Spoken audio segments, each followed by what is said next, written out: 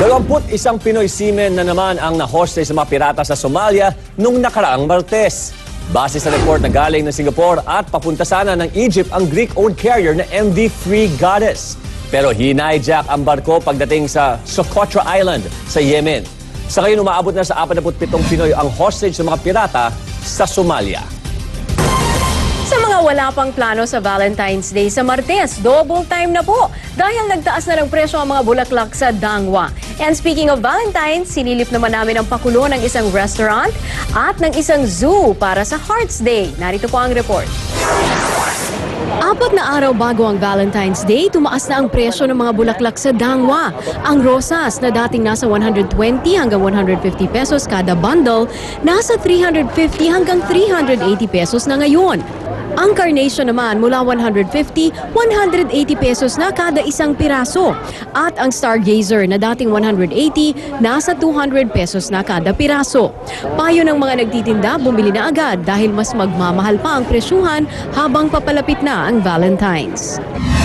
Kung lugar naman kung saan pwedeng mag-date ang hanap mo, patok ang restaurant na ito sa V. Luna sa Quezon City. Hindi lang daw romantic ang ambiance, nagsiserve pa raw ng mga pagkaing tunog romantic. Katulad na lang ng tuna sandwich na may mangga na pinangalanang tunay na pag-ibig. Mabenta rin ang chocolate dessert na sige na, tayo na. At habang hinihintay ang inyong order, pwedeng magpalipas oras sa board games o magsabit ng hiling sa kanilang wishing tree.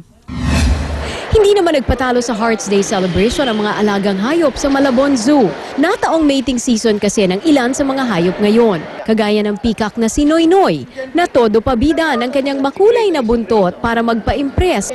At dahil walang partner, sa mga bata na lang nakipag-bonding ang 200 kilong sawa na si Cheesecake. At ang wild bear na si Justin Bieber. Gusto niyo yun, si Justin Bieber? Diba mas cute siya sa Justin Bieber? Anyway, matapos pong magdeklarang bangkarote na sila noong isang buwan, ngayon naman, tuluyan ng BBT1 ng sikat na kumpanyang Kodak ang paggawa at pagbibenta ng mga kamera. Kasama dito ang mga digicams, pocket video cams at digital picture frame. Bumagsak ang bentahan ng mga kamera nang dumagsa ang mga cellphone na meron ito. Magpo-focus na lang daw ang kumpanya sa pagpiprint ng mga picture. Sa mga nakabili ng Kodak camera, huwag daw mag-alala dahil wala naman daw defect ang mga nilabas ng kumpanya. Sa mga techie naman dyan, ito ang good news sa inyo, ang pinakabagong iPad tablet or bad news sa mga meron na ng iPad. Simula sa unang linggo ng Marso, mabibili nyo na sa merkado ang iPad 3. Ilo-launch ito sa Buena Center for the Arts sa San Francisco. Kawig daw ng next generation tablet na iPad 2. Ito pero mas mabilis at mas high-tech ang mga features niyan. Naku po. Isang lalaking hindi halos matayo matapos mabundol ng humaharurot na motorsiklo sa Muñoz, Quezon City. Sa lakas ng pagbangga, posibleng nagkaroon daw ng fracture sa binti ang biktima. Rescue 5 sa klolohan niyo.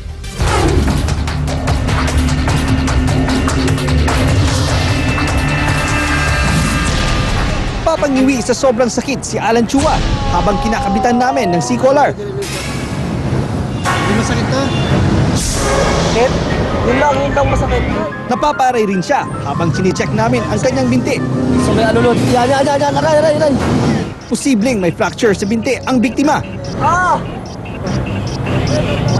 Para hindi na lumala ang kanyang bali, agad namin kinabitan ng split ang kanyang binti. Kwento ni Chua, isang motorsiklo bumangga sa kanya habang patawid sa EDSA Muñoz. Madilim tapos bigla na lang siya sumulpot talaga. Depensa naman ng driver ng motorsiklo na si Edward Latap. Bigla po siyang sumulpot dyan. Yun, hindi ko na nahabol ng preno dahil siyempre mabilis po yung takbo Agad din naming binigyan ng first aid si Latap na nagtamo rin ng sugat sa kanyang kanang kilay at tuhod. Paulit-ulit na paalala ng Rescue 5, gumamit at dumaan sa tamang tawiran para disgrasya ay maiwasan. Aldis Ignacio, Rescue 5. Lagi pong tandaan sa anumang insidente, tumawag agad sa Rescue 5 hotline sa numerong 922-5155. Dalang Rescue 5 mula aksidente sa kalsada hanggang sa bahay mo. Aaksyonan, ora mismo.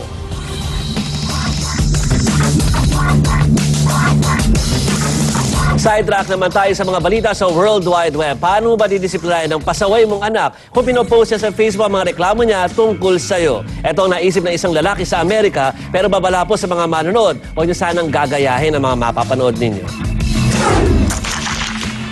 Ayan, napuno na raw itong si Tommy Jordan sa kanyang anak kaya binaril niya ang laptop nito. Ipinost kasi ng anak sa Facebook na dapat siyang bayaran ng kanyang tatay sa gawaing bahay tulad ng paglilinis, paggawa ng kape at pag-aayos ng kama. Usual chores yun. Anyway, pinatay naman ng isang tatay isang mag-asawa sa Amerika matapos silang i-unfriend ang kanyang babaeng anak sa Facebook.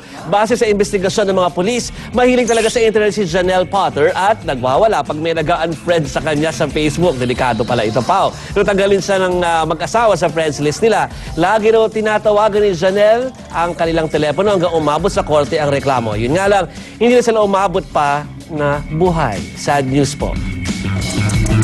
Susunod sa US, lalaking hubot-hubad, umakyat sa radio tower. Ang demand niya, bigyan niyo ako ng hamburger. Star forward ng Powerade na si Marcel Lasseter, ititrade nga ba sa ibang koponan sa PBA? At Sylvester Stallone at Arnold Schwarzenegger, ayan po, magkatabi ng kama sa ospital. Bakit kaya? Abangan sa pagbabalik ng aksyon. Journalismo.